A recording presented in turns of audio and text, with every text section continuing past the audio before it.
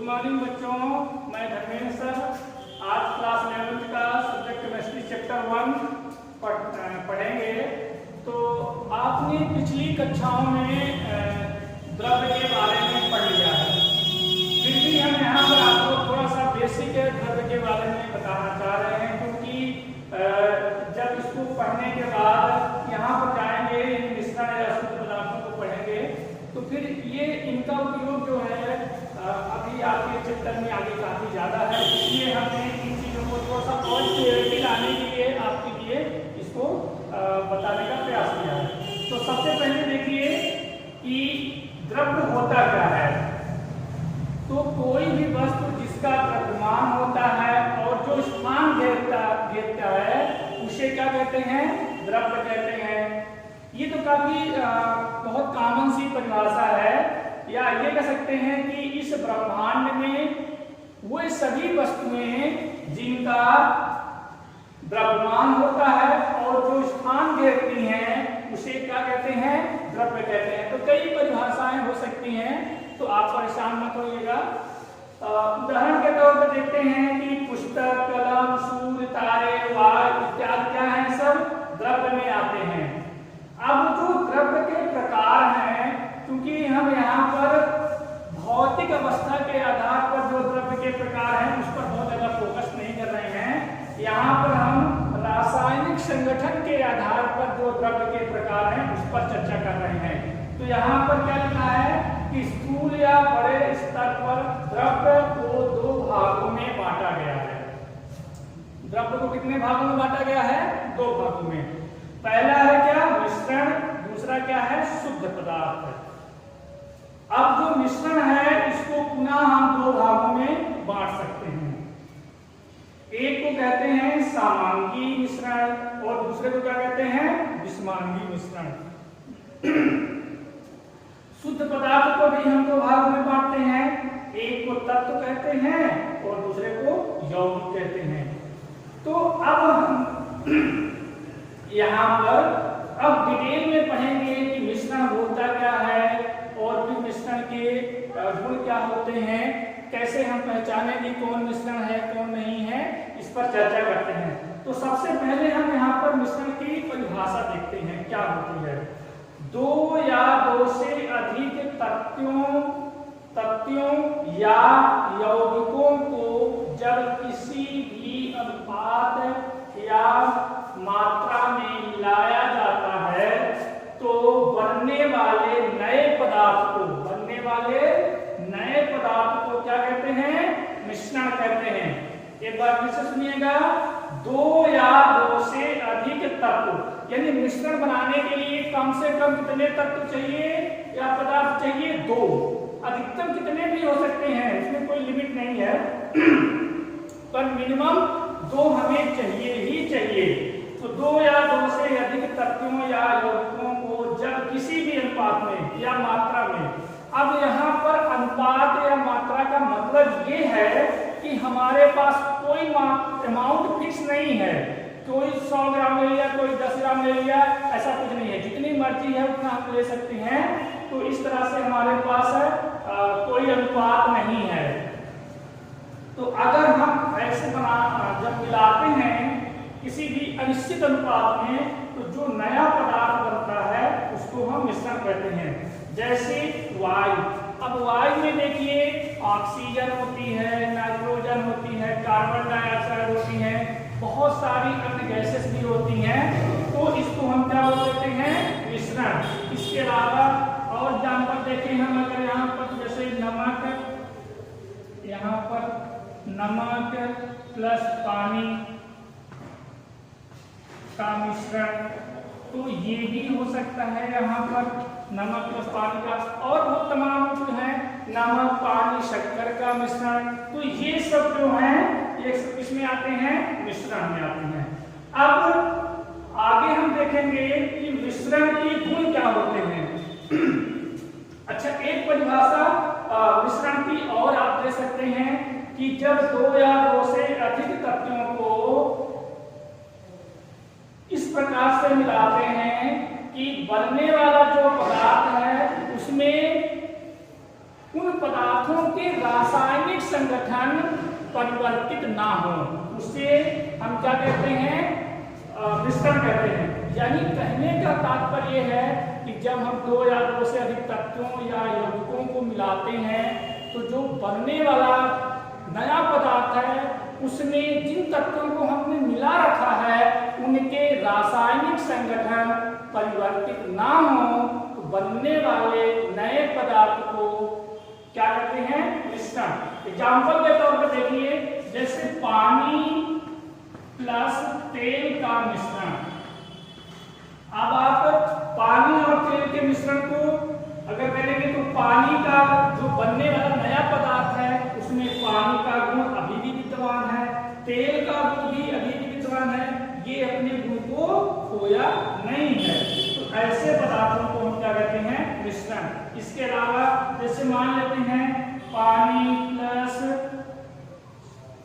यहां पर ले लेते हैं सैंड, पानी प्लस सैंड, सैंड मतलब बालू। तो अगर हम इसके मिश्रण को मिलाते हैं, मिश्रण दोनों को मिलाते हैं और देखते हैं कि इसका गुण अभी भी विद्यमान है, नया पदार्थ को बना, बालू का भी विद्यमान है, तो इस तरह से हम कह सकते हैं कि मिश्रण में जो पदार्थ बनते हैं उनमें जो अवयवी घटक होते हैं उनके रासायनिक संगठन में कोई परिवर्तन नहीं होता है। अब एक चीज और देखते हैं, ये काफी इंपॉर्टेंस है, इसको नोट कर लीजिएगा आप।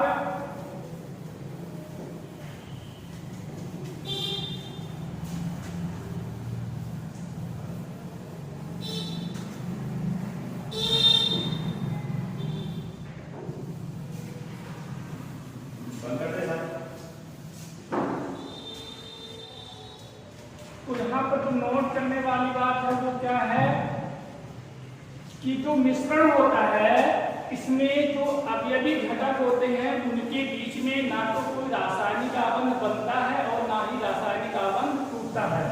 तो यहाँ पर लिख सकते हैं कि मिश्रण में अवयवी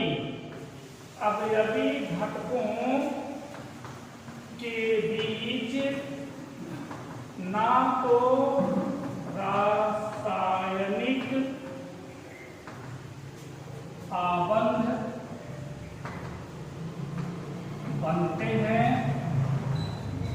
बनते हैं और ना ही टूटते हैं,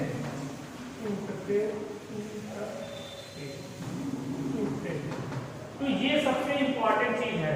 फिर यहाँ पर हम मिश्रण के गुण देख रहे हैं, जल्दी से देख लेते हैं मिश्रण के गुण। तो हम मिश्रण के गुण में क्या बात है कि मिश्रण के जो अवयवी घटक होते हैं उनको आसानी से हम अलग कर सकते हैं। तो यहाँ पर क्या सकते हैं, पहले पूछ सकते हैं कि अवयवी घटकों को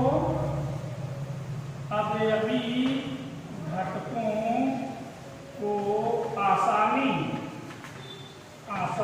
से अलग कर सकते हैं, पहली बात। दूसरी बात यहाँ पर क्या है कि इसमें अवयवी घटकों की मात्रा निश्चित होना जरूरी नहीं है, उसमें मात्रा का निश्चित होना, जैसे लिखते हैं मात्रा का निश्चित होना जरूरी नहीं होता। और तीसरी बात सबसे खास क्या है, तीसरी बात जो है, अब मिश्रण में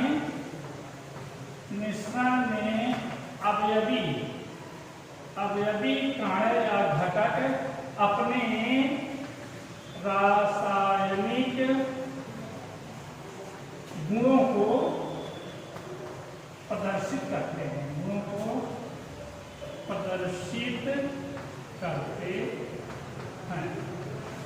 तो ये यहाँ पर आपने देखा कि मिश्रण के हैं, किस तरह से हम पहचान सकते हैं कि अगर किसी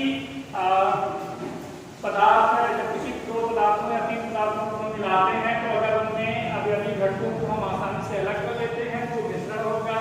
अगर मात्रा निश्चित नहीं है तो भी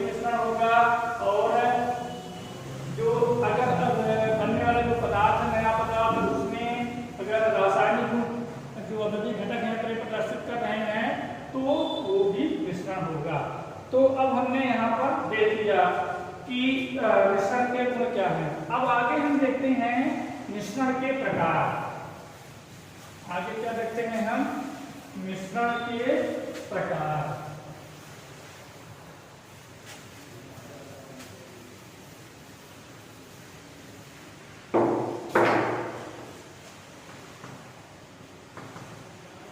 मिश्रण के प्रकार ये क्या होता है, दो प्रकार के होते हैं। तो यहाँ हम सकते हैं मिश्रण को दो भागों में बांटा गया है। पहला क्या है, समांगी मिश्रण और दूसरा है विषमांगी मिश्रण। अब समांगी मिश्रण क्या होता है, तो समांगी मिश्रण ऐसा है कि जब दो या दो से अधिक पदार्थों को हम मिलाते हैं तो बनने वाला जो नया पदार्थ है उसमें ये दो जितने भी घटकों को हमने मिलाया है वो क्या है, पूरी तरह से एक जैसे दिखाई देते हैं। यानी कि जो अवस्था है पदार्थों की, वो रासायनिक संगठन है वो क्या जाता है, एक समान हो जाता है। तो हम कह सकते हैं कि वे पदार्थ जिनमें कि रासायनिक संगठन पूरे पदार्थ में एक समान होता है, या रासायनिक संगठन के साथ एक और जोड़ सकते हैं रासायनिक संरचना या संरचना एक समान होती है, उसे हम समांगी मिश्रण कहते हैं। विषमांगी मिश्रण क्या होता है, वे पदार्थ जिसमें